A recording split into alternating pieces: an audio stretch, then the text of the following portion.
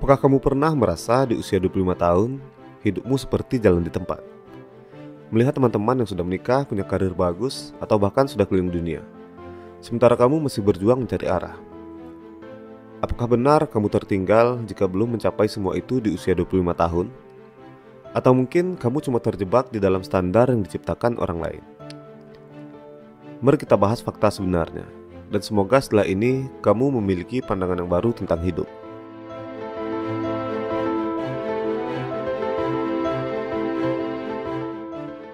Saat ini banyak dari kita yang sedang menghadapi krisis eksistensial atau merasa tertinggal jauh dari harapan yang pernah kamu bayangkan.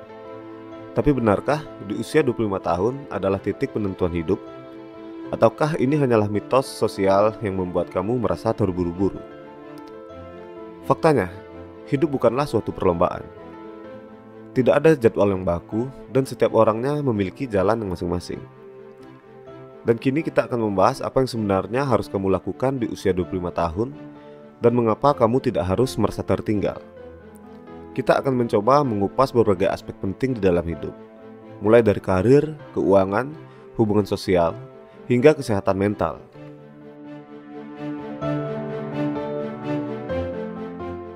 Sejak kecil, kita sering diberi gambaran bahwa hidup harus berjalan dalam urutan tertentu. Mulai dari sekolah, kuliah, kerja, menikah, punya anak, lalu pensiun. Tapi realitas modern jauh lebih kompleks dari itu. Banyak orang yang sukses yang baru menemukan kesuksesannya di usia 30, 40, bahkan 50 tahun.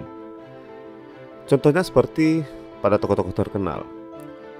J.K. Rowling masih hidup dalam kemiskinan dan belum menerbitkan novel Harry Potter di usia 25 tahun. Seorang Jack Ma ditolak dari puluhan pekerjaan sebelum akhirnya sukses mendirikan Alibaba. Dan Oprah Winfrey dipecat dari pekerjaannya sebagai penyiar berita sebelum menjadi salah satu wanita yang paling berpengaruh di dunia. Jadi, jika saat ini kamu merasa belum mencapai sesuatu yang besar, ingatlah bahwa perjalanan setiap orang berbeda-beda.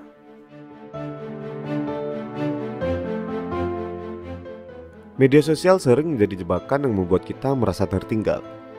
Kita melihat teman-teman memamerkan pencapaian mereka, sementara kita sendiri masih stagnan. Tapi yang tidak terlihat adalah perjuangan mereka di balik layar. Oleh karena itu, berhentilah membandingkan diri dengan orang lain, dan fokuslah pada progres kecil yang bisa kamu lakukan setiap hari. Dan juga, kamu harus mulai membangun kemandirian finansial. Usia 25 adalah waktu yang tepat untuk mulai mengelola keuangan dengan bijak. Beberapa langkah yang bisa kamu ambil adalah belajar mengatur keuangan dengan membuat anggaran bulanan atau pengeluaran, dan mulailah menabung sedikit demi sedikit. Kemudian, kamu bisa mulai berinvestasi sejak dini. Coba mulai investasi kecil-kecilan seperti reksadana atau saham. Dan yang ketiga, bebaskan diri dari hutang konsumtif. Hindari membeli barang yang tidak perlu hanya demi gengsi.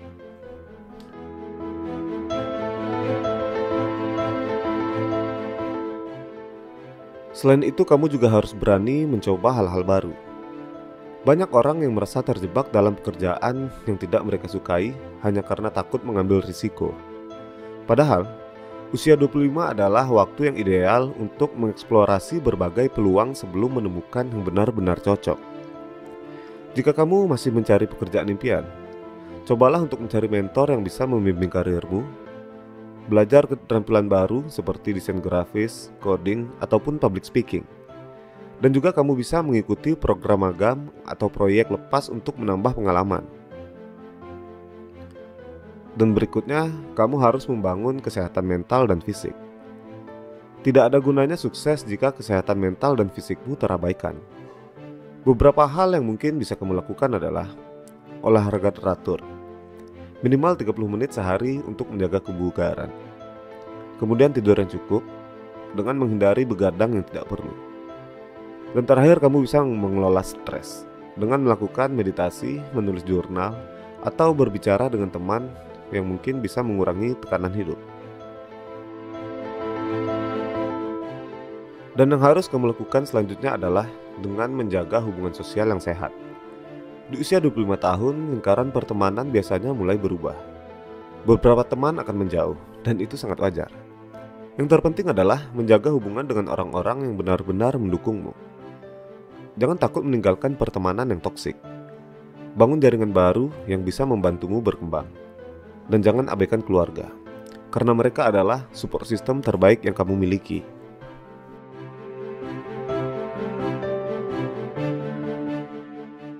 Lalu kita akan membahas kenapa kamu tidak harus merasa tertinggal. Yang pertama, hidup bukanlah kompetisi. Tidak ada aturan baku bahwa kamu harus menikah, punya rumah, atau sukses di usia 25 tahun. Karena hidup adalah perjalanan yang unik bagi setiap individu. Yang terpenting adalah bukanlah cepat mencapai sesuatu, tetapi bagaimana kamu bisa menikmati prosesnya. Yang kedua, usia 25 tahun bukanlah akhir, tetapi permulaan. Banyak orang sukses justru baru menemukan jalan mereka setelah usia 25 tahun. Morgan Freeman contohnya, yang baru mendapat peran besar di usia 50 tahun.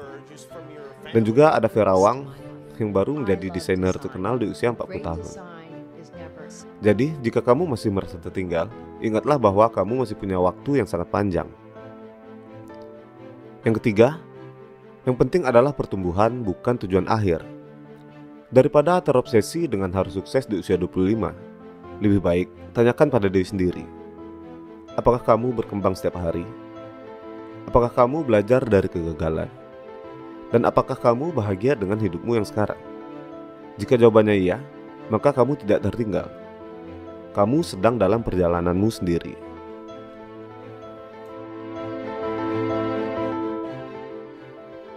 Kesimpulannya, hiduplah kamu dengan versi terbaik dari dirimu sendiri. Usia 25 bukanlah batas waktu untuk mencapai segalanya. Ini adalah waktu untuk belajar, tumbuh, dan menemukan jalanmu sendiri. Jangan biarkan tekanan sosial membuatmu merasa tertinggal. Dan fokuslah pada perkembangan diri dan nikmati perjalanannya. Jadi, setelah mengetahui hal ini, bagaimana perasaanmu tentang usia 25 tahun? Apakah kamu masih merasa tertinggal atau mulai melihatnya sebagai awal yang baru? Beritahu pendapatmu di kolom komentar. Dan sampai jumpa di video-video berikutnya.